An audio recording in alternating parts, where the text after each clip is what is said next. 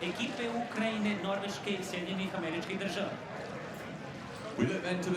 As we go to semi-final 2 of the men's quadruple scull, lane 1, Netherlands, lane 2, Switzerland, lane 3, Great Britain, lane 4, Australia, lane 5, Romania, and lane 6, Estonia. So this quad from the Netherlands on the far side. 2 men from the Olympic gold medal quad, Koen Metzemakers, 31-year-old from Njord club, Tone Vieten from Neerhouse, Finn Florijn, the man who got COVID in the Olympics, was there in the single scull, his sister Caroline, and Lennart van Leeuwenhoek, the European champion, beat Ollie Zeidler in this year. So this Swiss crew, Langer, Beerlocker, Plotchek and Kondrau in the stroke seat have done a fantastic job. That's why they're in lane 2.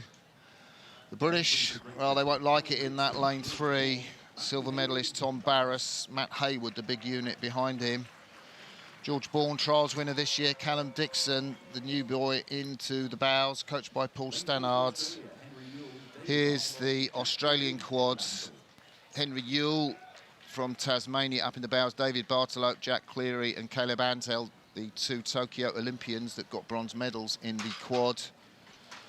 Romanians up against it, Chiruta Cornea, Ion Prudenau and Marian Inash. A new project for the Romanians for the Paris Olympics. Prudenau and Inash out of the Romanian squad from Tokyo. The Estonians, well, such experience. Kustin, Raya, Tonu Indriksen in the 3 seat. Can see him there without the cap in between the 2 guys with the white caps, and Johan Pulak. Tonu Indriksen, such an experienced competitor for Estonia. He's 44 years of age, now challenging the great Yuri Janssen, the Estonian legend, but the 5 times Olympian has got it all to do in lane 6. Yeah, Edrickson, 44 years old. Rager, 40 years old, sat in the same boat together. They stick at it in Estonia, don't they? They do. Yeah, it must be a good life, rowing there out in Pärnu in Australia. Be fascinated to see what the British quad do in lane 3, and them in Australia, I think, for the 3rd place. Swiss have got a lot to do in lane 2. The Dutch should take this, shouldn't they? Yeah, the Dutch crews have looked very, very good. They're sculling. Their women's quad looked fantastic. The men's quad over there in lane 1. Can't help thinking they're going to look strong here. Swiss, as you say, they've done very well to earn that lane 2. Let's see if they can hang on to a good qualifying place. There's the British going off. Tom Barras was in that quad, took the silver medal in Sydney when the Italian quad caught that unfortunate crab. But the British are a bit slow off, Sarah. It's the Australians who've made a good start here. Yeah, great start here from the Aussies in lane 4. We saw the women race from lane 4 and get a qualifying position. They have got their bow ball out in front, but it is the Netherlands up the top of your screen who I think are going to run away with this pretty quickly. Yeah, no surprise there to see the Netherlands up there in lane 1. Switzerland sculled very well in this quad. They've got it working. They had a few bumps earlier on in the regatta, just coming into closing stages, lost a blade, but managed to recover it very quickly. So let's hope they can handle these conditions, that there's no demons in the course for them. Must be so good to have someone like Koen Metzemakers in the stroke seat and anchoring, you know, Tone Vieten in the 3 seat, Olympic champions. And, you know, they can handle the rough water like they did in Tokyo. They caught a crab and came back, you know, as you said, in that Olympic final. Yeah, and I was just wondering whether the water actually looked a little bit calmer. Yeah, I think you're right, If you think about what we saw earlier, we can see definite white caps. It looks like the weather has just calmed down a little bit now. Switzerland's, I think, in 2nd place, Britain off the back, and they're risking losing a qualifying place in that 1st quarter. That's not the start the British would have wanted to have had. So we see the Australians there on screen. The Australians were 3rd through that first 500-metre marker. Henry Ewell, David Bartolo, Jack Cleary, Caleb Antil, coached by Don McLaughlin. Caleb Bantil and Jack Cleary, part of that crew that won the bronze medal at the Tokyo Olympics. Yeah, so you can see it, that the Netherlands, unsurprisingly, have got that good lead. The Swiss, you can't help thinking they'll do well. But how about this challenge that we've also got here from Romania in lane 5? Great Britain were a bit slow off. I think those two are looking to move on Australia.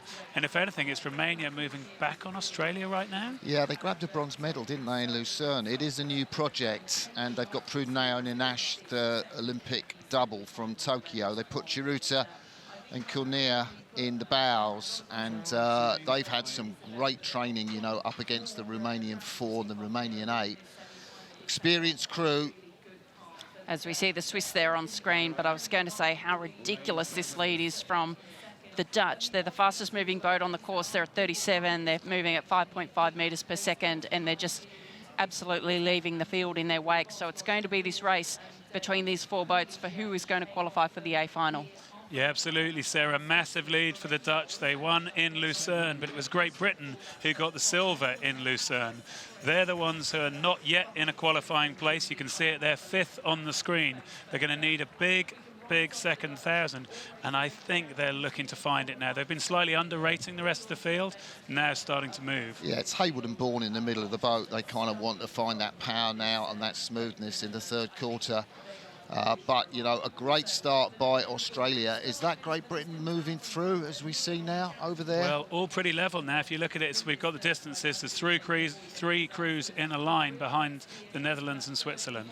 Yeah, so the Netherlands are, are right out in front. Switzerland are in 2nd place, and you've got a fantastic race between Britain, Australia and Romania for the 3rd qualifying slot. And to my eye, it looks like the British and the Romanians have just moved through. The Aussies, who we can see on screen here, Dave Bartolo in the 2 seat, big tall man from Sydney University Boat Club. They're desperate to hang in there on that qualifying position, but it is the British who are starting to establish themselves here and challenge the Swiss, who are now the fastest moving boat on the course. Yeah, it looked quite hard work, didn't it, in that Australian quad? There wasn't the sort of lightness and zippiness that we can see here from the British. It just looks a bit cleaner and quieter around the finish. And actually, the Australians have fallen away quite badly in this 3rd quarter. As the big boy Matt Hayward we saw, and George Bourne in the centre, delivering when the crew wanted it in the 3rd quarter. The Netherlands, wow, look at that.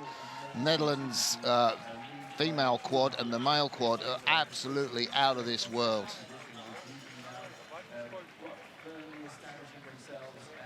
Yeah, really are out of the world, out at the front of the field. The Netherlands are out of the picture. They're going so fast. But the Swiss now getting some pressure from the British, who've made a steady start. If anything, they're now putting pressure on for the 2nd place. Australia look like they've gone too hard too early, and I wonder whether Romania might ease their way in and challenge, but they look from that distance in the corner of the screen like they're too far off it. Look how different these conditions are, though. The water is much flatter. It's much better conditions for these quads now, so we're probably getting a fairer condition across the course and certainly easier conditions. But the Dutch, some 30 metres up on the rest of the field.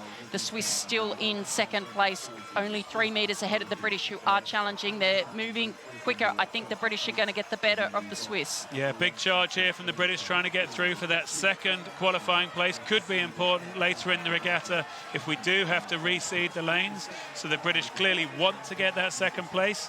Switzerland hanging on for the other qualifying place. Romania look quite well out of it as we're coming down now towards the line. Yeah, Romania still that important 4th place, but this wonderful quadruple scull from the Netherlands, coached by Francesco Fossi, and they cross the line. They grab a qualifying place. Britain do get that all-important 2nd place. They'll go to Paris too, as will the Swiss. Great result for them. The hand goes up in the air for Jan Plocek as they cross the line. I couldn't quite see who got that 4th place. It was Romania got 4th. Estonia actually came through, and Australia ended up coming in last after that brave start. You can't blame them for going for it, but they paid for it at the end.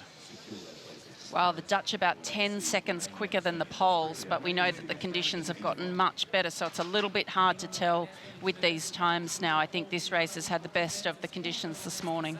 Yeah, it looks like it, doesn't it? I mean, great to keep an eye on those times, Sarah, and then at the same time to realise the wind, whilst it's been unpleasant conditions, it's probably been quite blustery. So sometimes it's up, sometimes it's down. So quite difficult to compare one race to another. But undoubtedly, the Netherlands look fantastic.